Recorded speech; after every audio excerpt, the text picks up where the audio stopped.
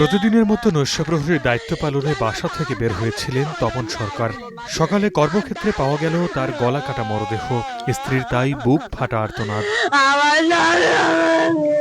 Police জানায়, কুড়িগ্রামের রাজারহাটে আবুল খায়ের কোম্পানির একটি প্রতিষ্ঠানে নৈশপ্রহরীর কাজ করতেন ৫০ বছর বয়সী তপন সরকার। প্রতিদিনের মতো শনিবার রাতে দায়িত্ব পালনে যান তিনি। মধ্যরাতে একদল ডাকাত প্রতিষ্ঠানটিতে ঢুকে অফিসের তালা ভেঙে লুটপাটের চেষ্টা করে। এ সময় তাদের বাধা দিলে তপনকে গলা কেটে হত্যা করে ডাকাত দল। প্রতিদিন রাত হলে বলে ওই লায়নকে পাঠিয়ে দেয়, তুই যা। লায়ন চলে যায় চুপ করি। এই ম্যানেজার ভাই আর আমার স্বামী থাকে টাকা গনে, তার ভিতরে আমার স্বামীকে কে মারলো। এই লুটের সঙ্গে এই খুনের সঙ্গে যারা জড়িত তাদেরকে অবিলম্বে গ্রেপ্তার করতে হবে, অতি দ্রুত। যারা জড়িত আছে তাদের আমরা দৃষ্টান্তমূলক শাস্তি চাচ্ছি।